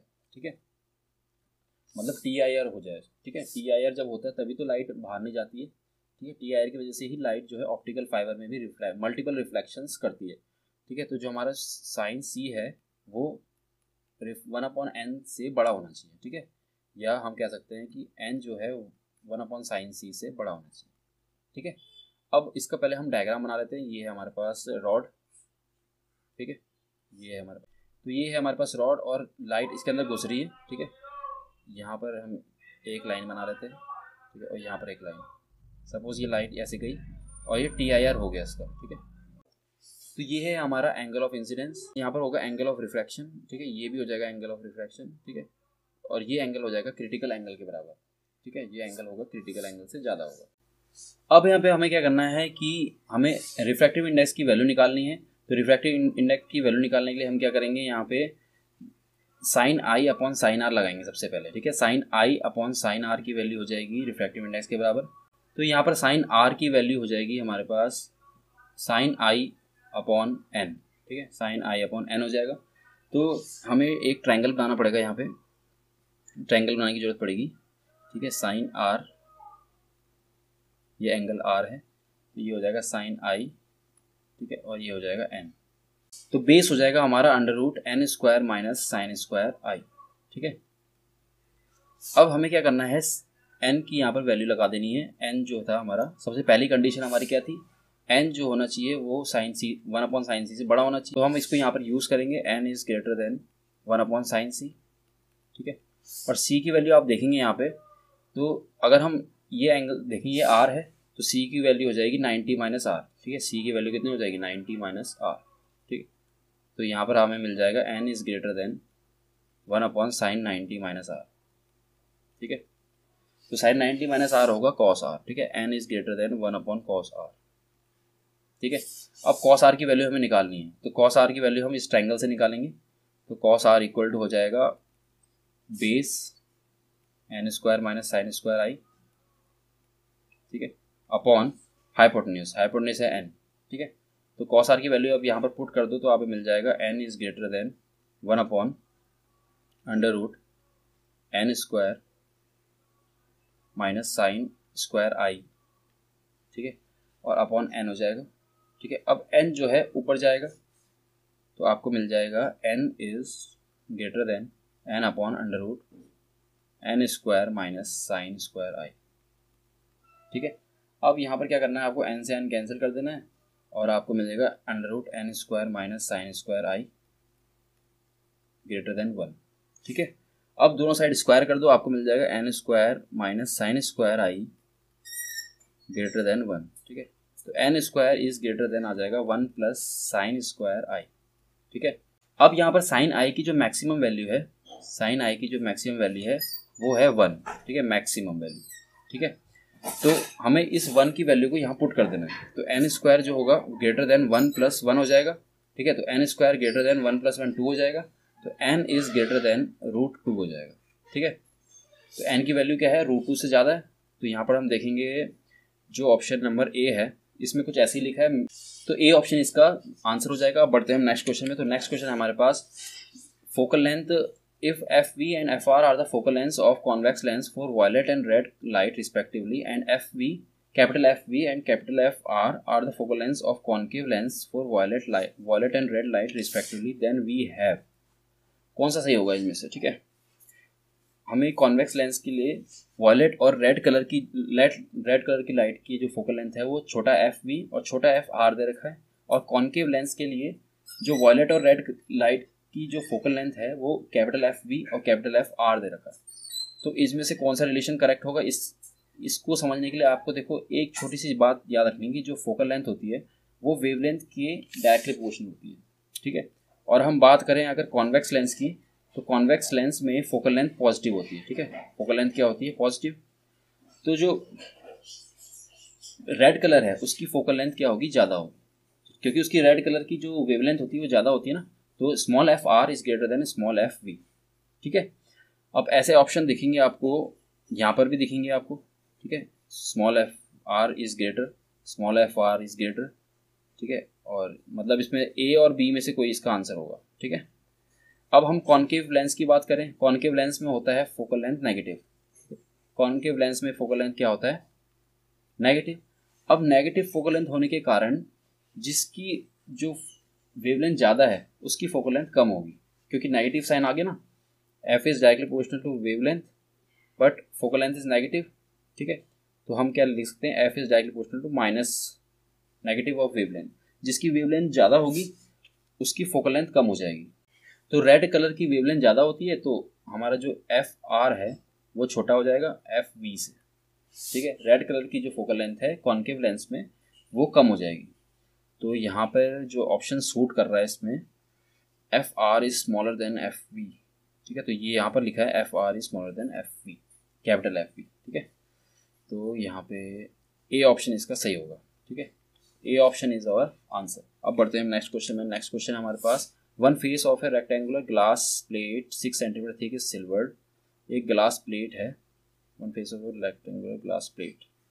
तो एक फेस में उसने क्या कर रखा है, सिल्वर, यहाँ पर हम उसने क्या कर रखा है, पॉलिश कर रखा है, ठीक है। उसके बाद क्या हो रखा है इसमें कि एक ऑब्जेक्ट है 8 centimetre in front of the first face. जो फर्स्ट फेस है उसके आगे 8 सेंटीमीटर दूर एक ऑब्जेक्ट रखा हुआ है, ठीक है। और जो इमेज बन रही है behind the silvered face 12 centimetre, ठीक है। 12 सेंटीमीटर सिल्वर्ड फेस के पीछे एक इमेज जो है वो बन रही है 12 सेंटीमीटर पीछे, ठीक है। यहाँ पर हमारा ऑब्जेक्ट है और इमेज बन रही है यहाँ, ठीक है। तो आपको याद होगा जब हमने नॉर्मल शिफ्ट में पढ़ा था कि जो ये मिरर है वो ऊपर दिखेगा थोड़ा बहुत, ठीक है। ये मिरर कहाँ दिखेगा, ऊपर, ठीक। तो इस मिरर की जो नॉर्मल शिफ्ट है वो y ले लेंगे, ठीक है। और जो ये टोटल थिकनेस है ग्लास की वो 6 सेंटीमीटर दे रखी है, ठीक है। गिवन है यहाँ पर, देख सकते हो आप, यहाँ पर 6 सेंटीमीटर थिक है, ठीक है। तो 6 सेंटीमीटर इसकी रियल डेप्थ हो गई, और y क्या है, नॉर्मल शिफ्ट, जितना शिफ्ट हुआ है, ठीक है, नॉर्मल शिफ्ट, ठीक है। और रिफ्रैक्टिव इंडेक्स का फॉर्मूला होता है real depth upon apparent depth, real depth upon apparent depth. Real depth आपको पता है इस क्वेश्चन में रियल डेप्थ है 6 सेंटीमीटर। रियल डेप्थ कितनी है, 6 सेंटीमीटर। अपर एंड डेप्थ हमें निकालनी है, ठीक है। और apparent depth, real depth minus apparent depth ही हमारी क्या होती है, नॉर्मल शिफ्ट होता है। नॉर्मल शिफ्ट कितना ले रखा है हमने, y ले रखा है। अब हम इसमें मिरर के कॉन्सेप्ट भी लगा देंगे, ठीक है, जो ये डिस्टेंस है ये कितनी हो जाएगी, 6 माइनस वाई हो जाएगी, 6 माइनस वाई हो जाएगी ना। तो ये जो डिस्टेंस है यहाँ पे, ये पूरी डिस्टेंस, ठीक है, और ये पूरी डिस्टेंस इक्वल होगी, ठीक है। हमें पता है ऑब्जेक्ट से मिरर की दूरी और मिरर से इमेज की दूरी क्या होती है, सेम होती है। तो y + 12 इक्वल टू होगा 8 + 6 माइनस वाई, ठीक है, अकॉर्डिंग टू मिरर लॉ। तो हम यहाँ पे क्या करेंगे, y को प्लस कर देंगे, दोनों साइड y प्लस हो जाएंगे, ठीक है, और 8 + 6 14 आ जाएगा, और 14 से 12 क्या होगा, माइनस, तो 2y = हो जाएगा 2, ठीक है, 2 से 2 कट जाएगा, तो हमें y की वैल्यू आ जाएगी, y की वैल्यू मिल जाएगी हमें 1 सेंटीमीटर, ठीक है, y की वैल्यू क्या मिल जाएगी हमें, 1 सेंटीमीटर। अब हमें निकालनी है क्या, अपर एंड डेप्थ, ठीक है, अब हमें क्या निकालनी है, अपर एंड डेप्थ। तो अपर एंड डेप्थ का फॉर्मूला है हमारे पास y - r, ठीक है, y - r। तो अपर एंड डेप्थ का फॉर्मूला है हमारे पास रियल डेप्थ माइनस y, ठीक है, नॉर्मल शिफ्ट। तो हमारे पास रियल डेप्थ है 6 माइनस 1, तो अपर एंड डेप्थ आ गई हमारी 5 सेंटीमीटर, ठीक है। और हमें निकालना क्या है इसमें, the refractive index of the glass, refractive index निकालना है। तो रिफ्रैक्टिव इंडेक्स का फॉर्मूला होता है real depth upon apparent depth, ठीक है। अब रियल डेप्थ है हमारी 6 और अपर एंड डेप्थ है 5, तो उसको डिवाइड करके आ जाएगा 1.2, तो 1.2 इसका आंसर होगा, जो कि है सी ऑप्शन, ठीक है, सी ऑप्शन इसका आंसर हो गया। तो इस क्वेश्चन पूछा है हमसे, light travel through a glass plate of thickness t and refractive index mu if c is the speed of light in vacuum, the time taken by light to travel this thickness of glass is, time कितना लगेगा उसको thickness से travel करने में। तो हमारे पास एक glass है, ठीक है, इसकी थिकनेस है सपोज t, ठीक है, इसकी थिकनेस है कितनी t, ठीक है, और लाइट ऐसे जा रही, ये लाइट गई, उसके बाद ये बैंड हो गई लाइट, ठीक है, और इसकी वेलोसिटी v है, एयर में इसकी स्पीड क्या है c। तो रिफ्रैक्टिव इंडेक्स का पहले फॉर्मूला होता है c/v, ठीक है, और v का फॉर्मूला होता है डिस्टेंस अपॉन टाइम। v का फॉर्मूला क्या होता है, डिस्टेंस अपॉन टाइम, ठीक है। इसी टाइम को हमें निकालना है, ठीक है, डिस्टेंस तो t है, तो यहाँ पर आ जाएगा c/t, और यहाँ पर आ जाएगा टाइम, ठीक है, यहाँ पर आ जाएगा म्यू, ठीक है। तो आपको टाइम मिल जाएगा, टाइम की वैल्यू कितनी हो जाएगी, टाइम इक्वल टू हो जाएगा μt/c/μt, ठीक है, ऐसा हो जाएगा, μt/c होगा, ठीक है, μt/c, ठीक है, टाइम की वैल्यू क्या होगी, μt/c, जो कि होगा डी ऑप्शन। तो डी ऑप्शन इसका हमारा करेक्ट है, ठीक है। तो अब बढ़ते फटाफट से नेक्स्ट क्वेश्चन में। नेक्स्ट क्वेश्चन हमारा, achromatic combination of lenses is formed by joining, ठीक है, किसको ज्वाइन करेंगे कि जो हमारा जो कॉम्बिनेशन है वो अक्रोमेटिक हो जाए, ठीक है। पहले तो आप क्रोमेटिक समझ लो, क्रोमेटिक एबरेशन क्या होता है, ठीक है। देखो दो टाइप की रेज होती है, जो दूर दूर जाती हैं रेज और एक पास पास जाती है, ठीक है। जो दूर जाती हैं रेज, ठीक है, उनका जो फोकस होता है वो नज़दीक होता है, ठीक है, जो पास पास होती है उनका फोकस दूर हो जाता है। इसकी वजह से दो इमेज बन जाती है, इस दो इमेज की वजह से हमारा जो एरर आ जाता है, ठीक है, फोकल लेंथ का एरर आ जाता है, और जो हमें दो इमेज दिखेंगी तो हम पहचान नहीं पाएंगे कौन सी रियल इमेज है कौन सी फेक इमेज है। तो यहाँ पे हमें इसी फॉल्ट को दूर करना है, ठीक है। इसी फॉल्ट को हम क्या बोलते हैं, क्रोमेटिक एबरेशन बोलते हैं, ठीक है, क्रोमेटिक एबरेशन।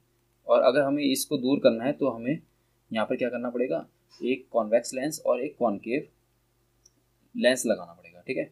तो हमारा जो सी ऑप्शन है वो करेक्ट होगा इसमें, एक कॉन्वेक्स लेंस और एक कॉनकेव लेंस, ताकि जो कन्वर्ज हो रही रेज वो डाइवर्ज भी हो सके थोड़ा बहुत, ठीक है।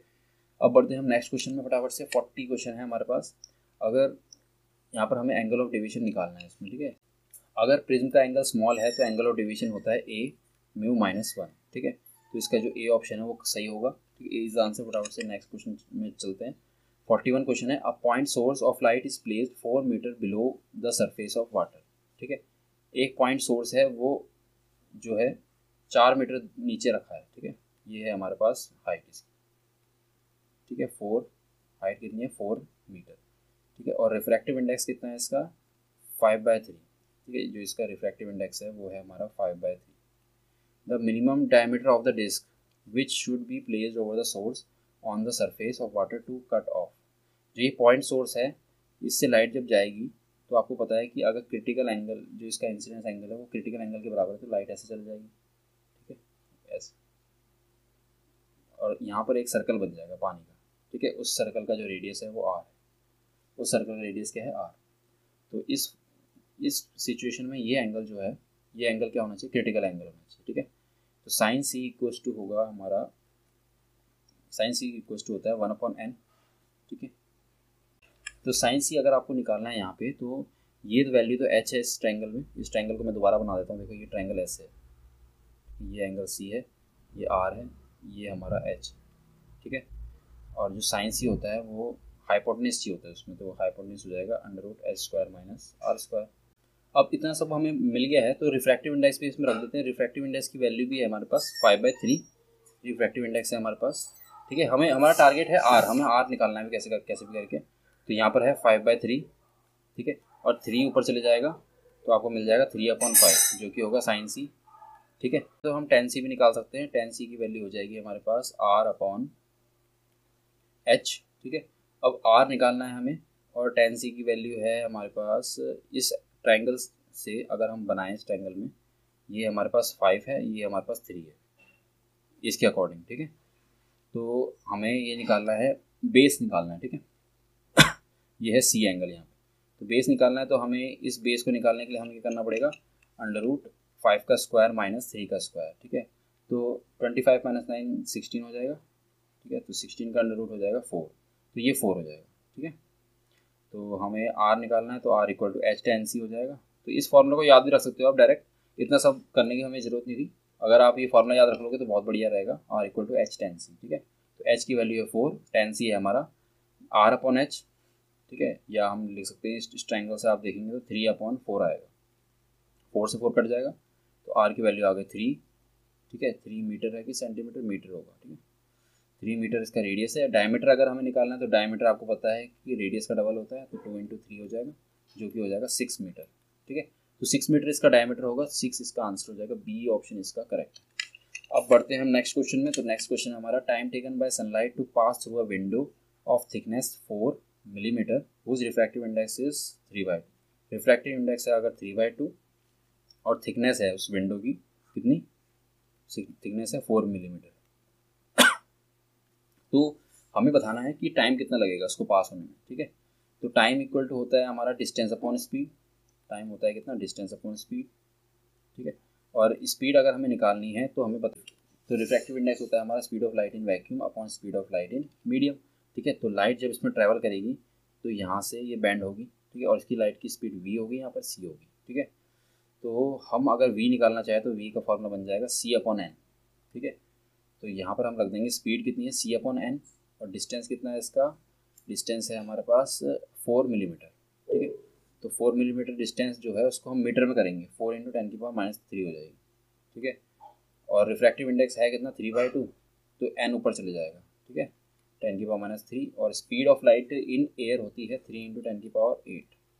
तो आप कुछ इस प्रकार मिल जाएगा, और रिफ्रैक्टिव इंडेक्स की वैल्यू भी डाल दो आप यहाँ पे, 3 × 3/2 × 10⁻³ -8 हो जाएगा, ठीक है। यहाँ से 3 से 3 कैंसिल हो जाएगा, और ऊपर 2 से ये 4 कैंसिल हो जाएगा, 2 × 2 = 4 हो जाएगा। तो 2 × 10⁻³ आ जाएगी -11 सेकेंड, ठीक है। 2 × 10⁻11 सेकेंड इसका आंसर होगा, ठीक है, जो कि सी ऑप्शन इसका करेक्ट है। अब पहुँचते हैं हम 43 क्वेश्चन में। 43 क्वेश्चन है हमारे पास, there is a prism with refractive index equal to √2 and the refracting angle equal to 30 degree. Refracting angle आपको पता है कि ए होता है, कैपिटल ए 30 डिग्री, और रिफ्रैक्टिव इंडेक्स है हमारे पास √2। One of the refracting surface of the prism is polish, a beam of monochromatic will retrace its path if its angle of incidence over the refracting surface of the prism is। ये question बार बार हमने कर चुका है तो इसको हम नहीं करेंगे, मैं फटाफट से बता देता हूँ फिर भी तुम्हें। यहाँ पर अगर एक फेस जो है वो पॉलिश हो चुका है, यहाँ से लाइट गई, ठीक है, और यहाँ से बैंड हुई फिर वापस चली गई, ठीक है। तो R1 की वैल्यू इसमें a के बराबर होती है, आप याद रखना, ठीक है, ऐसे केस में। तो R1 हो जाएगा यहाँ पे 30, ठीक है, और sin I/sin R1 equal to होता है रिफ्रैक्टिव इंडेक्स, ठीक है। sin I/sin R1 equal to हो जाएगा रिफ्रैक्टिव इंडेक्स जो कि है √2, ठीक है, और I की वैल्यू हमें निकालनी है, ठीक है, और यहाँ पर आ जाएगा sin 30 इक्वल टू यहाँ है √2, और साइन आई अगर हमें निकालना है तो साइन आई इक्वल टू हो जाएगा √2 इंटू हाफ, ठीक है। और √2 से ऊपर नीचे मल्टीप्लाई कर दोगे तो आपको मिलेगा 1/√2 ही मिलेगा, ठीक है। और 1/√2 साइन की वैल्यू होती है 45। तो इसका आंसर जो है पिछली बार भी 2 बार रिपीट हो चुका है क्वेश्चन, ठीक है। 45 डिग्री इसका आंसर है, 2 बार आ चुका है क्वेश्चन। तो 45 इसका आंसर है। अब अगला क्वेश्चन करते हैं बराबर से 44 क्वेश्चन है। अ beam of monochromatic light is refracted from vacuum into a medium of refractive index 1.5। Refractive index है 1.5, ठीक है। अब कभी भी जो लाइट रिफ्रैक्टेड होती है अगर वो ऐसे मीडियम पे जा रही है जहाँ रिफ्रैक्टिव इंडेक्स ज़्यादा है, ठीक है, तो उसकी वेवलेंथ हमेशा डिक्रीज होती है, ठीक है। जो रिफ्रैक्टेड लाइट होती है उसकी वेवलेंथ हमेशा छोटी हो जाती है, स्मॉलर हो जाती है, ठीक है। तो इसका स्मॉलर आंसर होगा। और कितनी स्मॉलर हो जाती है तो उसको हम क्या करेंगे, लैम्डा को 1.5 से डिवाइड कर देंगे, यानी हम लिख सकते हैं λ/μ, ठीक है। ये इसका आंसर होगा। और फटाफट से आगे दूसरे क्वेश्चन जाते हैं। 45 वाला क्वेश्चन है, अ रे is incident at an angle of incidence I on one surface of the prism of small angle. Small angle यहाँ पर जहाँ पर बात आ गई तो स्मॉल एंगल में आपको पता ही है कि साइन आई को आई लिख देना है और साइन आर को आर लिख देना है, ठीक है। Emerge normally from opposite surface if the refractive index of the prism is mu, the angle of incidence is i is nearly equal to. ये क्वेश्चन पहले भी कर चुका है हमने, दोबारा से कर लेते हैं इसको, कोई बात नहीं। यहाँ जो लाइट है वो रिफ्रैक्ट हो रही है और नॉर्मली जा रही है, ठीक है। यहाँ से लाइट गई और नॉर्मली जा रही है, ठीक है। तो यहाँ पे आपको जो देखने को मिलेगा R2 वो 0 हो जाएगा, ठीक है। R2 0 हो जाएगा और A equal to R1 plus R2 होता है, ठीक है। तो R1 की वैल्यू A के बराबर हो जाएगी, ठीक है। और sine i upon sine R1, sine i upon sine R1 equal to होता है म्यू, ठीक है। और साइन आई को जैसे मैंने बोला तुम्हें, साइन आई को आई ले लेना, साइन आर को आर ले लेना, ठीक है। तो आई अपॉन R1, R1 जो कि A है, म्यू हो जाएगा। तो आई इक्वल टू हो जाएगा म्यू ए, ठीक है। एंगल ऑफ इंसिडेंस कितना हो जाएगा, म्यू ए। तो आपके पास आंसर आ जाएगा सी ऑप्शन। सी ऑप्शन इसका करेक्ट है, ठीक है। और फटाफट से नेक्स्ट क्वेश्चन जाता है। 46 क्वेश्चन है, a convex lens A of focal length b centimetre and concave lens b of focal length 5 centimetre are kept along the same axis with distance d between them. If a parallel beam of light falling on A leaves B as a parallel beam, then the distance d will be। जो A में light आ रही है, ठीक है, A में जो parallel raise आ रही है, ठीक है, यहाँ से इधर गई, फिर उसके बाद कॉन्केव लेंस है यहाँ पे, ठीक है। वो ये कह रहा है कि जो ये रेज आ रही है वो यहाँ से पैरेलल जानी चाहिए, ठीक है। तो ऐसा करने के लिए जो ये डी की वैल्यू कितनी होगी, ठीक है। तो सबसे पहले तो जो पैरेलल रेज आती है कॉन्वेक्स लेंस में वो फोकस में मीट होती है, ठीक है, फोकस में मीट होती है। तो ये डिस्टेंस हो गया हमारा कितना, ये है हमारा फोकल लेंथ कितनी है इसकी, कॉन्वेक्स लेंस की कितनी फोकल लेंथ है भाई, 20 सेंटीमीटर है ना फोकल लेंथ। तो हम इसको यहाँ से मिटा देते हैं और इसको थोड़ा दूर कर देते हैं, फोकल लेंस की थोड़ा दूर है यहाँ पे, ठीक है, ये हो जाएगी। तो ये डिस्टेंस हो गया हमारा 20, ठीक है। और जो कॉन्केव लेंस है उसकी फोकल लेंथ है 5, ठीक है। तो ये जब रेज यहाँ से जाएंगी तो सीधी चली जाएंगी। आपको पता है ऑप्टिकल, ये जो इसका ऑप्टिकल सेंटर होता है, और जो लाइट फोकस में होती है, फोकस से अगर लाइट टकराती है कॉन्केव लेंस में तो वो क्या हो जाती है, पैरेलल हो जाती है, ओके, पैरेलल हो जाती है। तो हम 20 और 5 को क्या कर देंगे, प्लस कर देंगे। D is equal to 25 plus 5, 25 centimetre, ठीक है।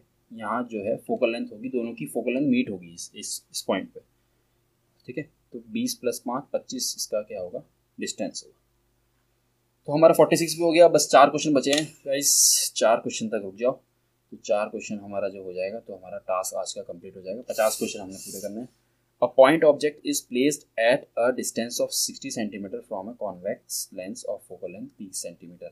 If a plane mirror were put perpendicular to the principal axis of the lens and at a distance of 40 cm from it, the final image would be formed at distance. तो convex lens के पहले जो object रखा है वो 60 centimetre दूर रखा है, तो -60 सेंटीमीटर इसका हम डिस्टेंस ले लिया हमने, ठीक है। फोकल लेंथ इसकी दे रखी है हमें 30 सेंटीमीटर और कॉन्वेक्स लेंस की फोकल लेंथ पॉजिटिव होती है। अब हम v निकाल देंगे, तो v का फार्मूला यहाँ पर लेंस के अकॉर्डिंग, लेंस फार्मूला के अकॉर्डिंग 1/f होता है 1/v माइनस 1/u, तो 1/v हो जाएगा 1/f प्लस 1/u, ठीक है। तो f की वैल्यू हो गई 30 और u की वैल्यू हो गई 60, ठीक है। 30 60 का एलसीएम आएगा 60, तो 32 जा 60 और 61 जा 60। ठीक है, ये तो हो गई बात क्लियर। 2 - 1 1 हो जाएगा, वी की वैल्यू आ जाएगी 60 सेंटीमीटर। वी की वैल्यू कितनी हो जाएगी 60 सेंटीमीटर। अब यहाँ पर आपको दिख रहा है कि 40 + 20 क्या होता है 60। यहाँ पर बनेगी इमेज, जो यहाँ से रेज आएगी ना, जो यहाँ से रेज आएंगी वो ऐसे पास होगी। ठीक है, यहाँ पर कुछ इमेज बनेगी और इसकी जो यहाँ से रिफ्लेक्शन होगा और यहाँ पर, तो इमेज जो बनेगी प्लेन मिरर से कितनी दूर बनेगी 20 सेंटीमीटर दूर बनेगी। ठीक है, तो 20 सेंटीमीटर यहाँ पर भी लिखा है, यहाँ पर भी लिखा है, तो कौन सा आंसर होगा देखते हैं।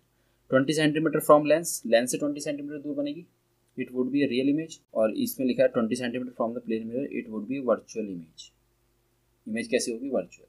ठीक है, तो प्लेन मिरर से 20 सेंटीमीटर दूर होगी और वर्चुअल इमेज बनेगी, तो डी इसका आंसर होगा। क्योंकि हम इमेज इसको नहीं मानेंगे, ठीक है, इमेज फाइनल इमेज हम इसी को मानेंगे। ठीक है, चलो बढ़ते हैं फटाफट से नेक्स्ट क्वेश्चन में। तो नेक्स्ट क्वेश्चन हमारा, a plano convex lens of unknown material and unknown focal length is given with the help of a spirometer.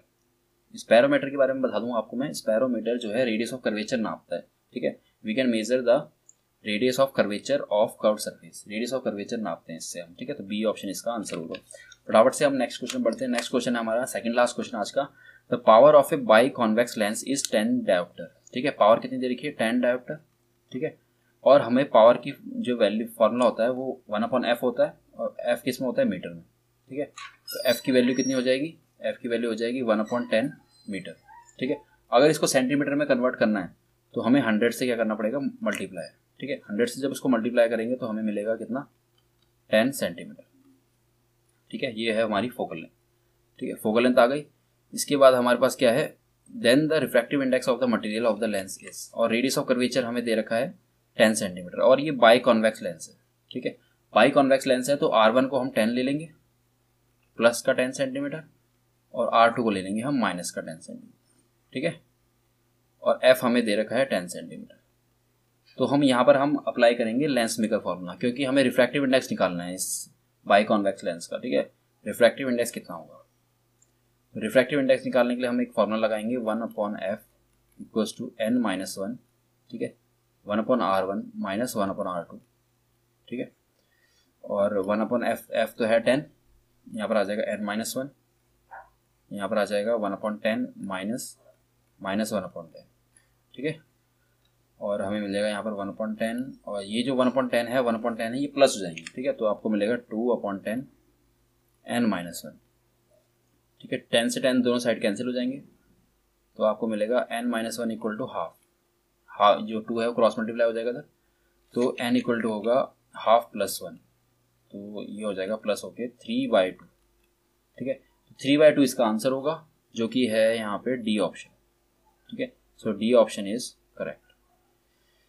तो हमारा आज का लास्ट क्वेश्चन होने जा रहा है। तो लास्ट क्वेश्चन है, a equiconvex lens has power p, it is cut into symmetrical halves by a plane containing the principal axis. ठीक है, एक इक्वी कॉन्वेक्स लेंस है। ठीक है, एक इक्वी कॉन्वेक्स लेंस है, तो इसको हमने 20 से काट दिया। जब हमने इसको 20 से काटा, उसके 2 पीस हो गए। ठीक है, तो उसके जो रेडियस ऑफ कर्वेचर है वो चेंज नहीं होगा। ठीक है, ना ही रेडियस ऑफ कर्वेचर चेंज होगा, ना ही फोकल लेंथ चेंज होगी, और ना ही पावर चेंज होगी। ठीक है, तो पहले उसकी पावर कितनी थी p, पहले उसकी पावर थी p, अब भी उसकी पावर कितनी रहेगी p रहेगी, इसीलिए इसका डी ऑप्शन करेक्ट होगा। बट एक एक्स्ट्रा इन्फॉर्मेशन आपको बता देता हूँ, अगर इस लेंस को आप 20 से काटोगे, ठीक है, आप ऐसे नॉर्मली काटोगे इसको ऐसे, अगर ऐसे इसके 2 पीस करोगे तो इसकी फोकल लेंथ क्या हो जाती है, हाफ हो जाती है, फोकल लेंथ हाफ हो जाती है इसकी। ठीक है, और पावर क्या हो जाती है, डबल, पावर डबल हो जाती है। ऐसा क्यों होता है आप मुझे कमेंट करके बताना। ठीक है, और अगर आपको ये समझना है क्यों होता है ऐसा, तो मैं इसको भी आपको बता सकता हूँ कैसे क्यों होता है। ठीक है, तो आप मुझे कमेंट करिएगा। अगर आपको ये वीडियो पसंद आई तो वीडियो को लाइक कर देना। ठीक है, और हम ऐसे ही 50-50 क्वेश्चन हर चैप्टर से, 50 नहीं तो 20, 20 नहीं तो 30, कितने भी हो सकते हैं, नीट में जितने भी क्वेश्चन आ रखे हैं हम सॉल्व कराएंगे चैप्टर वाइज। ठीक है, आज हमने रे ऑप्टिक्स के कराए हैं, तो कल हम alternating current, EMI, electromagnetic induction या किसी भी चैप्टर को हम पिकअप करेंगे और उसके क्वेश्चंस कराएंगे। ठीक है, तब तक के लिए ऑल द वेरी बेस्ट।